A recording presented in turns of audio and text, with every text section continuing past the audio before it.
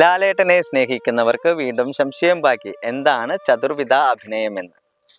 ചതുർവിധ അഭിനയങ്ങൾ ആംഗികാഭിനയം, വാചികാഭിനയം, ആഹാര്യ അഭിനയം, സാത്വിക അഭിനയം.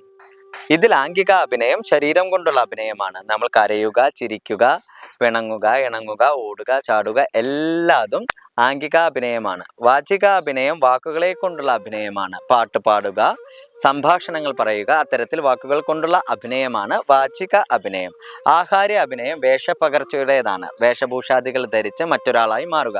കൃഷ്ണനാകുമ്പോൾ നമ്മൾ പീലി ധരിക്കുന്നു, ഓടക്കുഴൽ പിടിക്കുന്നു, വനമാല ധരിക്കുന്നു. ശിവനാകുമ്പോൾ ജട ധരിക്കുന്നു, ഗംഗ ധരിക്കുന്നു, ചന്ദ്രക്കല ധരിക്കുന്നു. അങ്ങനെ വേഷഭൂഷാദികളെ കൊണ്ട് മാറി മറ്റൊരാളായി തീരുന്നതാണ് ആഹാര്യ അഭിനയം. സാത്വിക അഭിനയത്തിനെ പ്രതി കുറച്ചധികം പറയാനുണ്ട്. അത് മറ്റൊരവസരത്തിൽ പങ്കുവയ്ക്കാം.